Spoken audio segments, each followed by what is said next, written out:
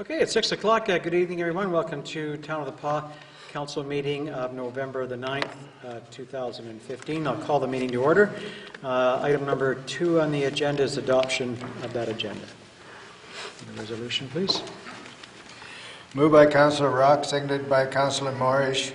Be resolved that the agenda be adopted as presented. Okay. Is there any discussion on this? Hearing none, I'll call the question. All those in favor? Opposed, if any? It's carried. Okay. Item number 3 on the agenda is confirmation of minutes. Who has that one, number 3? Oh, sorry. That's okay. I'm usually down that road. Moved by myself, seconded by Councillor Again, resolved that the minutes of the regular council meeting of October 26, 2015, and the committee of the whole minutes of October 26, 2015, be hereby approved, and all statutory declarations have been complied with. Okay. Any discussion on the minutes? Hearing none, I'll call the question. All those in favor? Opposed, if any? We are carried 7 to nothing. Just a moment, please.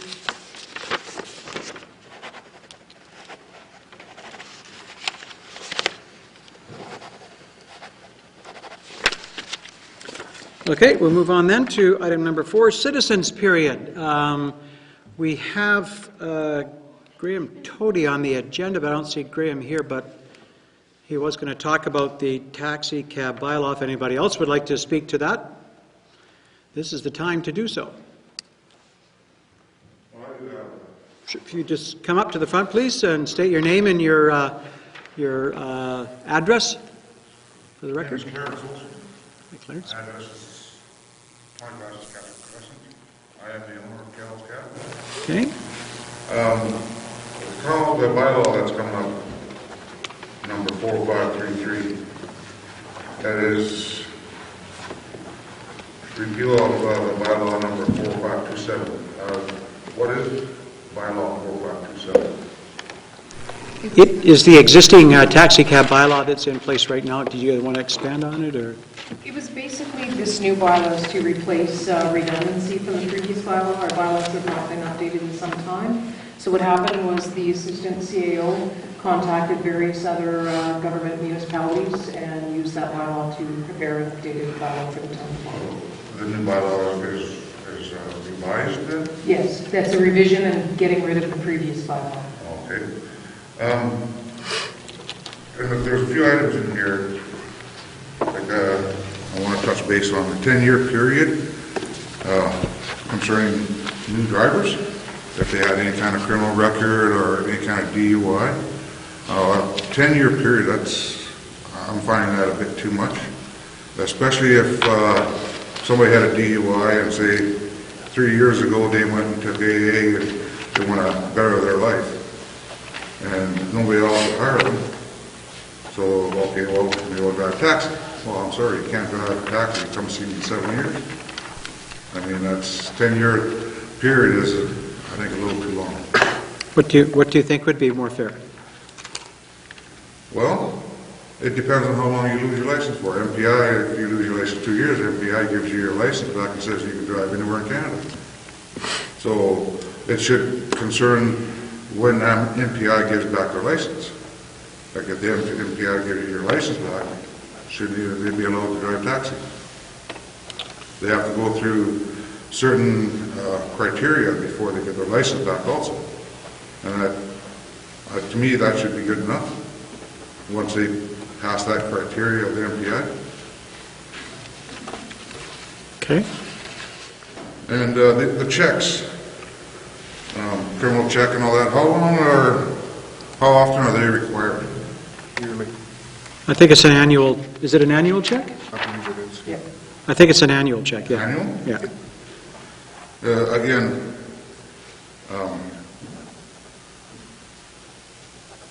the price of everything, I've looked into it. So you got to go, you got to take a medical, and that went up to 75. The driver's license base is 40. Abstract is 10. Vulnerable check is 25. Criminal check is 25. I don't know what a child abuse check is worth. or how much they charge. And then the town licensing fee, like once you, MPI gives you a class 4, says you can drive, and then we've got to come bring everything to the town, and they're going to charge us $50 and say, okay, now you can drive taxi. Without the child abuse check, that's $225. Well, somebody's just trying to start out and get a job and drive a taxi. They don't have that kind of money. And to try and get them into drive and get, I guess, better themselves or whatever, or get a job, well, a lot of them ain't going to do that because that's, the price is right up there.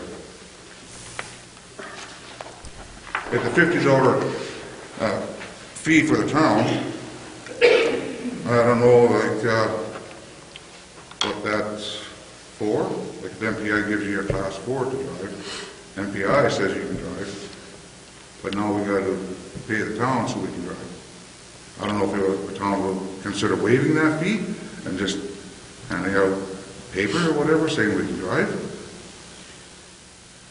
I think it's just the paperwork behind it, right? It's just a little bit of cost recovery on making sure that all of these things are in place. It's both for the driver's protection, the company's protection, and then the people that are using the taxi cab services protection. Well, I can understand that. But And it's that's just and $50. the $50 fee is just, you know, there's paperwork that's involved with it, and it's just some sort of tax Not only recovery. the town licensing, the license from the town business license, that went up $100. Yeah. So, Yeah.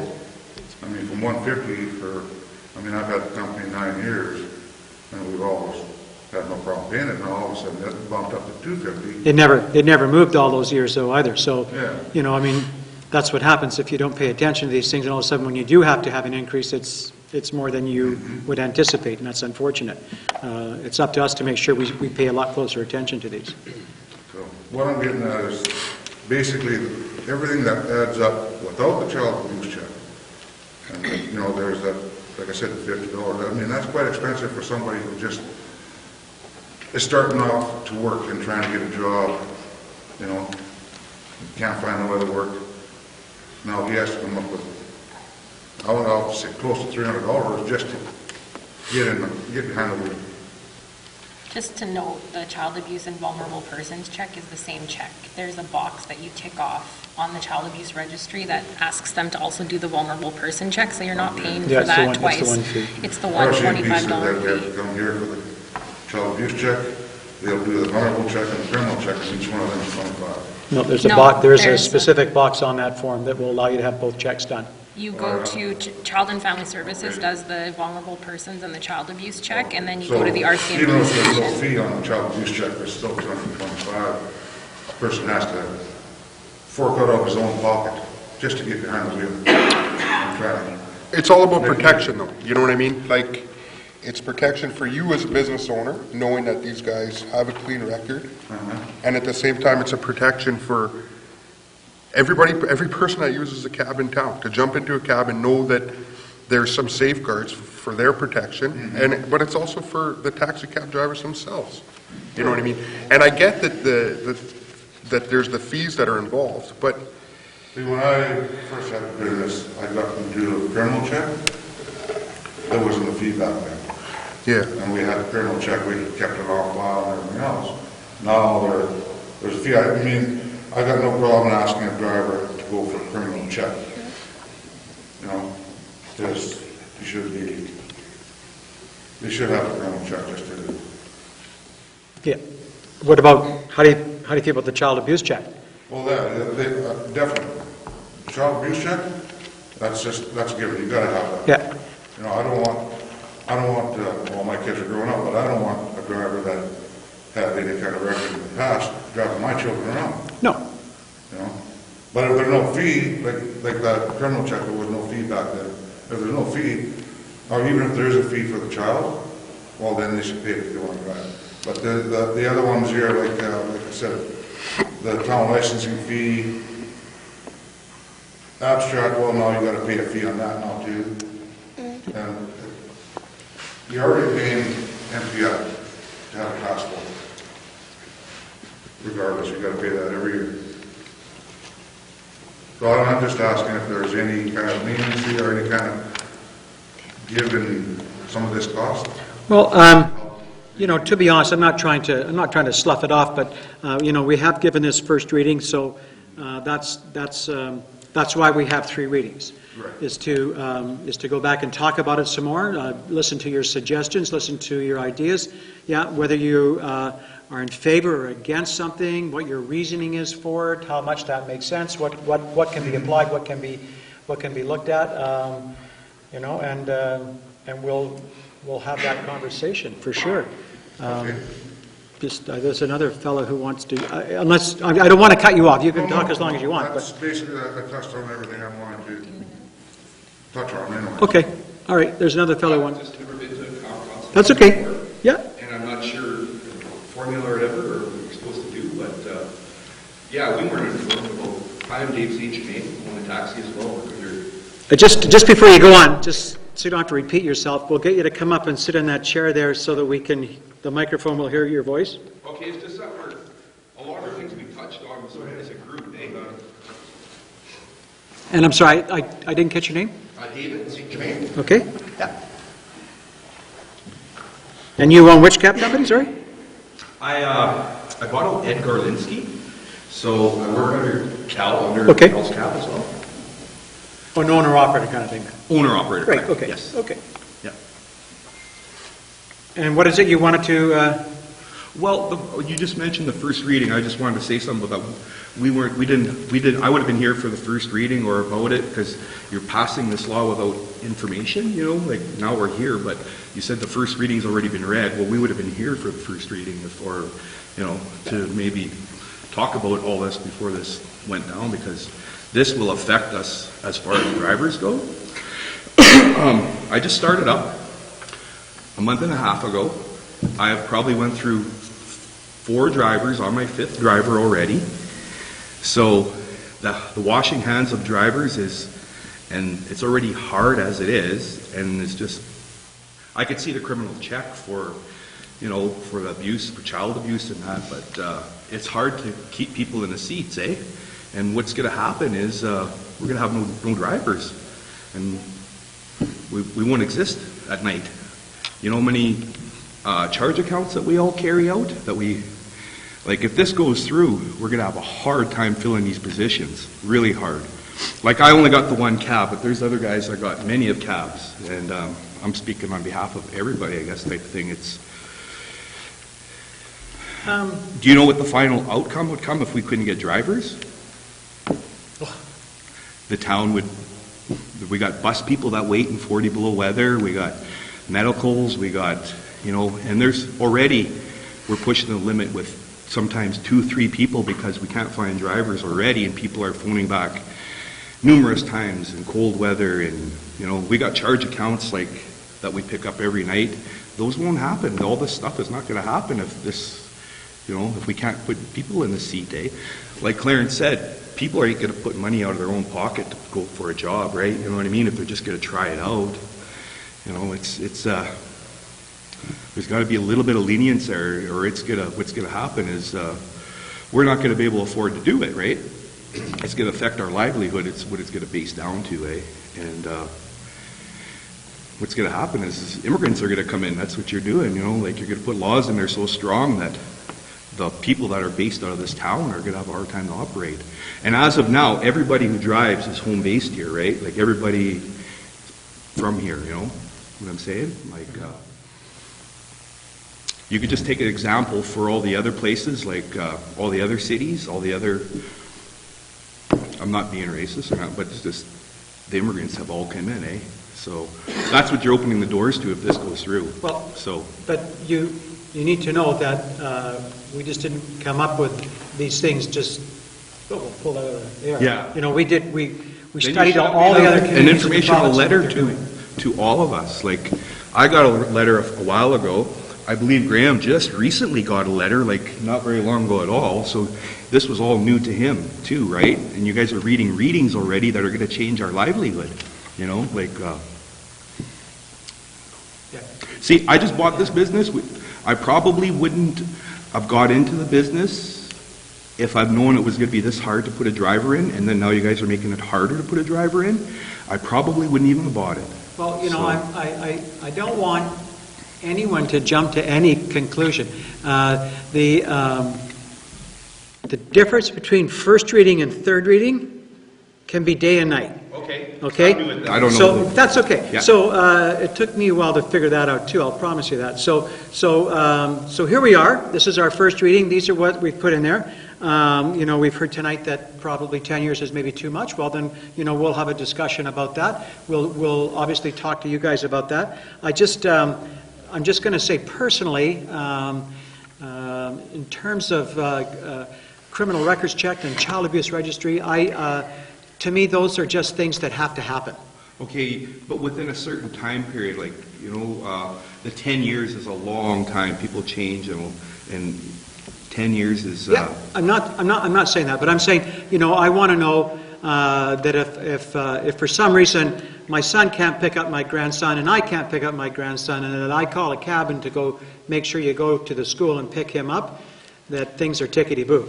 There's going to be no issue. For the weekend and see what type of work we do in the middle of the night, you would kind of have an idea what type of driver we need.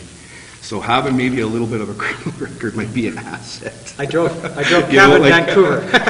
So if you're thinking we're going to put somebody with a cop or a priest in that seat, it's not going to happen. It's just going to be really, really difficult. And I find it difficult already the way it is, you know, like I said, I went through so many drivers, and Yeah, 4 or 5. yeah, and like, and then on top of it, if they got to go pay all this stuff, that's not going to happen. They're going to go, and it'll affect the town in the long run, like, because we do lots of service at night for everybody. Yeah. We clean up the, you know, at bar close. If we weren't there to get rid of all the chaos would happen. Like, the cops like us too, right? You know, because we get rid of what they got to do, you know. But yeah, it's really hard, and I'm new at this, and it's already hard, and what's going on here is even going to be even harder. So, like, I can't even find a driver for nights now. So, and with all this going on, and there's another question: what about like the drivers that we got in place? If this rule goes past, do we have to fire our drivers now, or is it going to be a grandfather rule that allow the existing drivers to drive, or? You know, because that's livelihood we're talking about Yeah. here, eh? You know, I would suggest there wouldn't be a grandfather clause. You know, you can't say, you know, let's just say, for example, it came out at the end of the day. Well, that, if it's you know, child 10 years abuse. went down to 5 years, and, you know, you had some guy who hadn't, you know, been 3 years. Well, you can't just say, well, that's okay for you, but not for everybody else. You know, it'd be a tough one. It has to be the same law for everybody. Can't have special laws for special people. okay, I got another question pertaining to the 15 registered plates. Is there? You guys are setting a limit on how many plates are available in the town? Well, yeah. Okay, well, I'm not sure. Is the transport board set that rule, or you guys set that rule? What's going on there? No, it would Like, be this council that would set that rule. So we got to jump through the transport board hoops and then jump through your guys' hoops? No, then, or I, what? you know, we'll work in harmony, but it's hard for you to say at one point that, you know, I can't find any drivers, and then the next breath you're saying, well, now we want to have lots more drivers and lots more cars out there, and, you know, like, so, I mean, again, it's real important that you know that this is first reading, and so that you come and you tell us all the things you want to tell us. Yeah. It's really important, because that, you know, that's how you form these things. You know, the difference between what was presented in first reading and what gets passed in third reading, most times are different. So, Okay, well, I guess that's, okay, I appreciate coming and talking to us. yeah. Grant's here, actually, and you're the one that actually was on the agenda. Did you want to come and speak? Okay, if you could just come up and say your name and your address, please. Graham Tode, 230 Fisher Avenue in the Paw. Just to kind of expand on some of the things Dave said, I'd like to point out to council that the number one challenge in this business is finding drivers, and particularly nighttime drivers, and especially since we've had a driver who was stabbed multiple times. You can see why people aren't exactly, you know, I haven't got people banging on my door to come drive at night, so I got to basically take who I can get. Now, the result of having no nighttime drivers, I understand the interest of public safety, but I ask you this: if people leave in the bars and house parties, call a cab company, and there's nobody on the road, what are they going to do? They're going to drink and drive. So I ask council to consider how public safety is served by increasing drinking and driving, because I guarantee you it will dramatically rise. Somebody comes out of the bar and they call a cab and there's no cab, what are they going to do? Like I said, well, I can make it, they're going to drive. And another thing, the local business community that depends on us having cars at night, like for example, I could list off a dozen of them, like CN for example. They call us, they rely on us, like are they going to stop hauling rail because their drivers can't get from the train to the hotel, back again, or sometimes we'll be with CN for 2 hours, helping them build the train and getting it ready to take off. Or local employers, the Kikiwak, just for one example, the casino, the Tinakay Mall, anybody with nighttime staff, that they rely on us to get their employees back and forth. So it's not just the cab companies that will be affected by this. This is an octopus that extends into the whole community. And I don't think, we're not exaggerating when we say, like right now, I've had times where I've almost had to shut down my night shift just because nobody wants to do it. Like we've had drivers over the years stabbed. One had a shotgun put in his face and had his cab stolen. Another one, old Nick, he had a knife held to his throat and was forced to jump out of a moving vehicle. The public is not in danger. If anything, the public is the danger to the drivers. You know what I mean? There's a reason why there's the shield around the drivers in Winnipeg and other cities, for sure. Yeah, and like I said, the nighttime drivers are a rare breed. And having a driver who will be willing to even have the courage to get behind the wheel and drive around punks and drunks and gangsters and who knows what all night, and to go into situations that most people would tuck tail and run from, go into that situation and come out with the money in his hand. That's the kind of man that we need. And if he's got an assault charge 6 years ago, he can't drive, well, you're shutting us down with what you're doing. And what's this town going to look like when people come in here and they call for a cab after hours and there's no cab? What kind of impression is that going to leave of our community? It's going to make us look like a one-horse town that can't even get a cab at night. So just a question, these are consistent with other communities. So how do they do it in Swan River or Thompson? The paw is not Swan River, I would say to you. But Thompson, I mean, we modeled ours, my understanding is off these communities, right? So Yes. These are the same requirements, and I mean, Well, what I predict is going to happen is the local drivers, the local companies being unable to find drivers, will have outside companies come in, immigrants lined up with all the requirements in hand to push us out and take over. Right now, it's all locally owned and operated, local drivers, and if we can't drive, well, you're going to have outsiders come in and take over the whole industry. but I'm not clear on what is the issue around, it's $200, or is the issue around that now we need to get criminal record checks, right? Because from a business owner point of view, our staff get criminal record checks. Now, I have existing drivers too, that under these That's what laws I don't would be understand. gone. Is the issue around, we don't want to get the record checks done, or is the issue around the $200? Well- Because again, we modeled this off of other communities, Right. so. Well, I'll give you an example there, sir. Yeah. I was supposed to get a job some years ago up at Wasquatum Dam. Now, I have a criminal record in that when I was 18 years old, I got an impaired driving. Now, when you apply for a criminal record check, if you have a record, it took me 6 months for that to come back. In the meantime, that job was gone. And my concern is that same thing will happen here. So I'll have drivers, and I have two existing drivers as well. They're both retired gentlemen, and they said if they got to go through all this, they said we don't need this job. We're just done. So there, my day shift is gone. My night shift devastated also, and there's no one to replace them. What's going to happen? Like I said, I don't have applicants knocking at my door. I'm always actively recruiting and trying to convince people. Some people I have to talk to them for a year before they try it out. Some like it, and some can't handle the stress of dealing with the public and the things that we have to go through. So what do you suggest, Graham? Like, I just don't know, like, you're making a lot of good points, but what are you suggesting, that we just leave it a free-for-all? I don't know. Well, I would say what's been wrong up to this point? The public hasn't been in danger. If anything, the drivers have been the ones that have been in danger. True enough, I guess. I see where you're coming from and the fact that, yeah, drivers have been hurt, but that falls to Shields, that sort of thing, like, that's a big thing Pays for there. that. It's cost of doing business, right? Like, yeah, that's a. Another thing too is that shield also means that I can't get my hands on them, and sometimes you have to. No. You know, That's what I said, it takes a certain kind of person to drive at night. And I another think thing I'd like I think it's point out- important to be proactive instead of reactive, and that's what we're looking at doing here. Yeah, and another thing I'd like to point out is, I've seen in this bylaw a bit of bureaucratic redundancy that I can't understand why, like the town requiring the proof of registration, the safety check, and all of that. Well, the transport board already requires all this. Before they'll issue a livery plate onto a car, they already need all these things in place.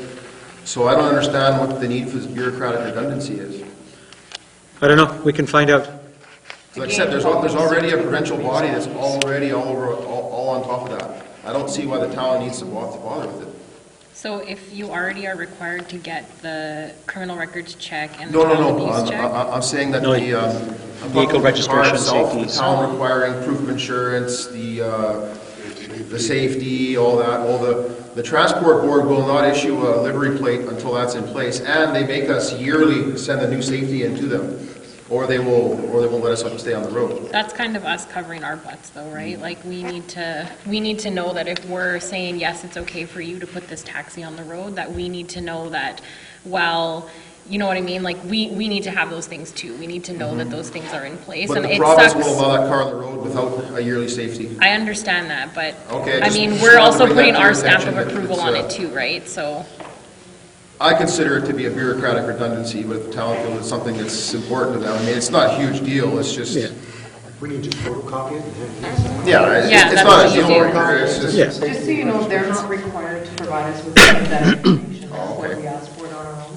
But the fact that the car's on the road is proof that that information has been taken. And they can change that continually, they can pull your license on you without us even knowing. That's part of the issue, unfortunately.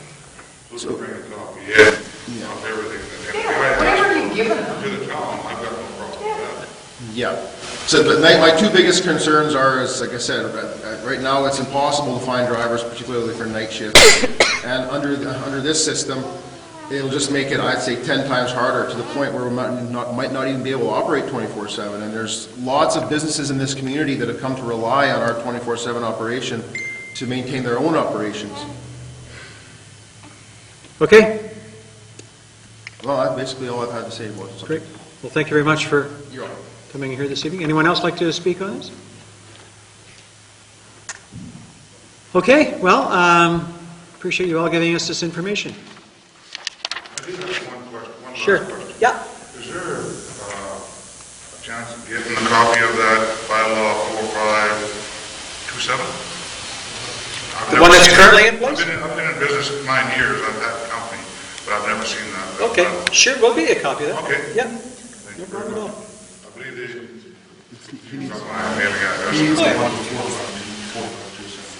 no, it means 4527, because We're going to replace that with 33. Yeah. Okay, thanks again, everyone. We'll move on then. 6.3.1, the 2016 interim operating budget requires a resolution from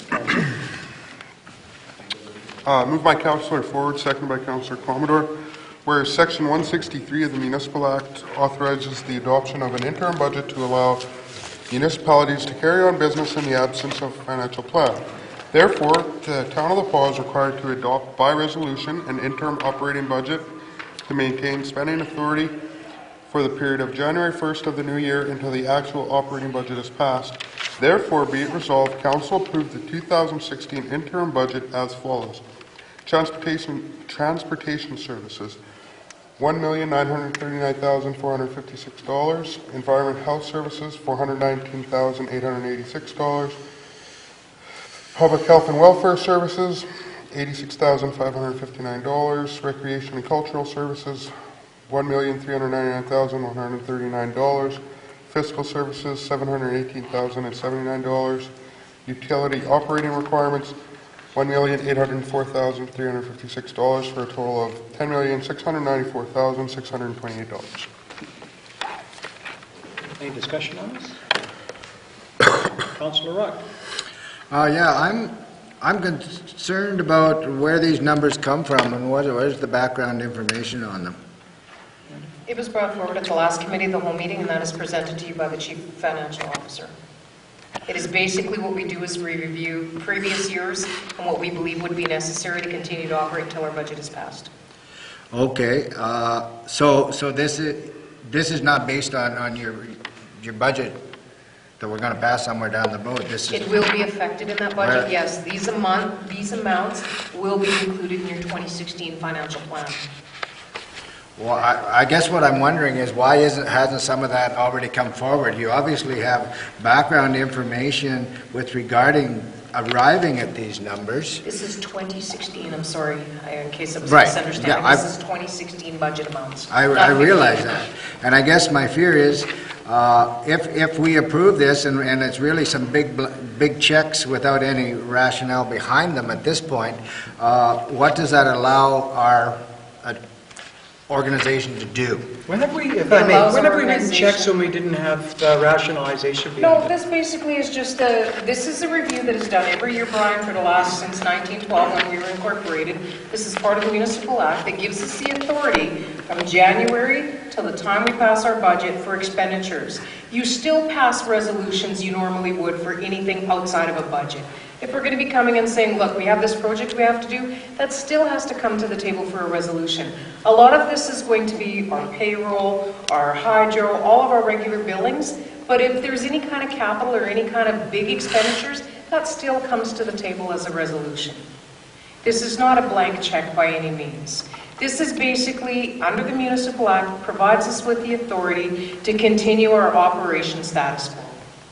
The key point to take home is that even though we passed this interim budget resolution, no financial obligation can be made without a resolution associated with it. So every time that a check needs to be cut from here until our budget is actually passed requires a resolution at this table.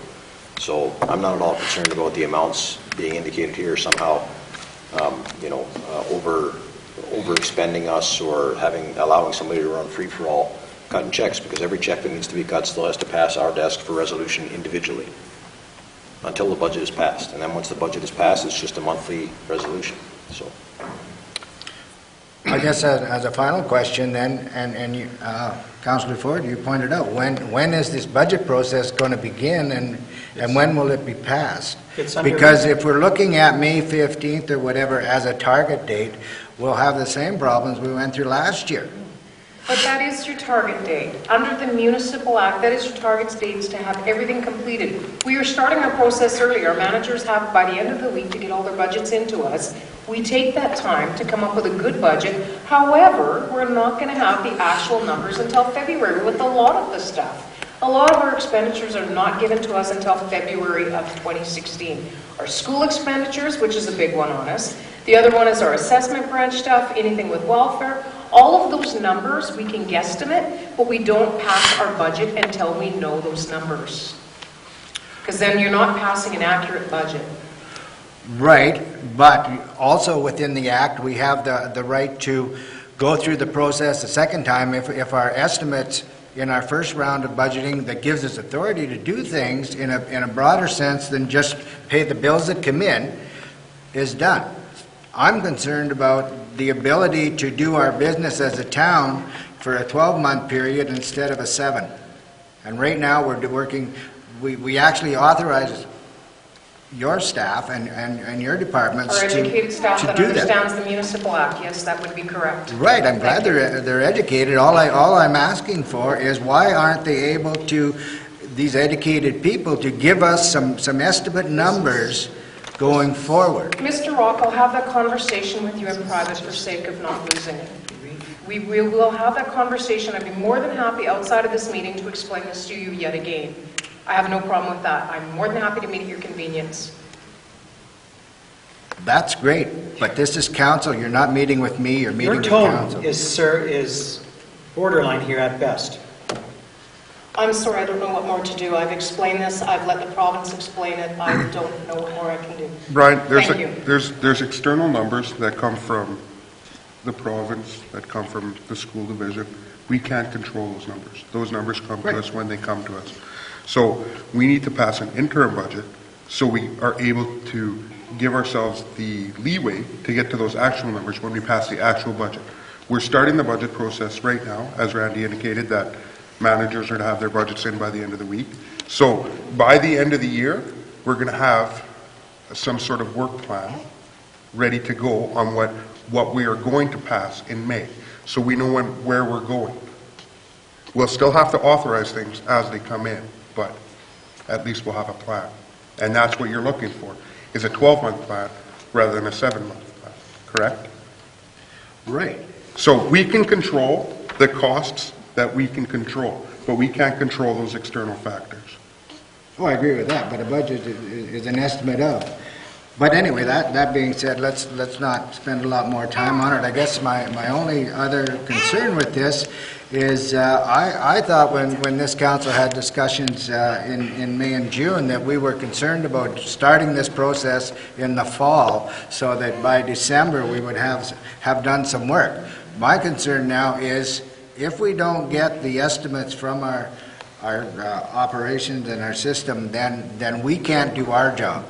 And that's a problem to me because I think we have to spend more time if we intend to actually make a difference. And leaving that, I'm done. Can we call a vote? We are 100 days ahead of schedule of where we were last year. 100 days.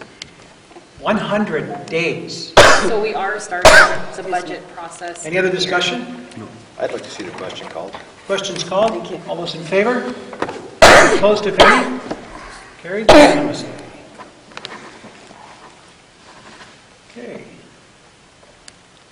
Let us move along then. 6.3.2, Sam Waller Museum. Moved by myself, seconded by Councilor Commodore, whereas the Sam Waller Museum wants to make application to the Hometown Manitoba Grant to beautify the exterior premises around the building by placing flat stones along the building leading to the garden space.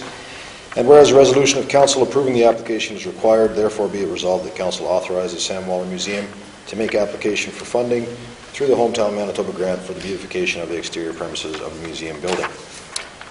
This was discussed at the last museum board meeting, and it will form part of their upcoming budget if they're approved. Yep. Okay, any discussion on this? Hearing none, I'll call the question. All those in favor? Opposed, if any? It's carried unanimously. Okay, 6.3.3, purchase of screened gravel. Moved by Councilor Ford, seconded by Councilor Commodore. Whereas an invitation to tender was sent out to 3 suppliers posted on the town website and advertised in the paper for supply, haul, and stockpile of 1,500 cubic yards of screened gravel. Therefore, be it resolved that council accept the tender submitted by Strokowski Contracting Limited in the amount of $27,000 plus taxes for the supply, hauling, and stockpile of 1,500 cubic yards of screened gravel as per tender number T13-2015. You've had lots to read tonight. I got the long ones, apparently. Any discussion on this? Hearing none, I'll call the question. All those in favor? Opposed, if any? It's carried. Okay, 6.3.4, payroll and accounts. Moved by myself, second by Councilor Commodore. Be it resolved that council authorize the following accounts. General checks number 16087 to 16227 in the amount of $579,613.47. KRC checks number 4559 to 5115 in the amount of $1,242,476.70. Payroll period number 20 in the amount of $100,363.03. And payroll period number 21 in the amount of $113,402.99. Thank you. Any discussion on this? Hearing none, I'll call the question. All those in favor? Opposed? Carried. All right, 6.3.5, development tax incentive. Moved by myself, seconded by Councillor Rock, whereas the town has a tax incentive bylaw being bylaw number 4507, which provides a tax incentive for a single-family residential development, which covers 50% of the municipal portion of taxes for a period of 3 years for properties with an increased assessed value of $100,000 or more. And whereas the town received an application for the above tax incentive, therefore be it resolved that council approve the single-family residential tax incentive application under bylaw 4507 for roll number 272100. Okay. That's a good read, by the way. Any discussion on this item? Hearing none, I'll call the question then. All those in favor? Opposed, if any? It is carried unanimously. Let's do that.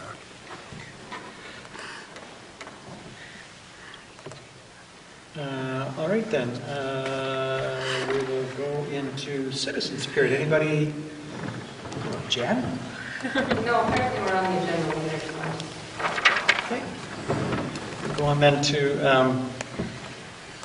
general business. We'll hear reports. Councillor Forward, Museum Board.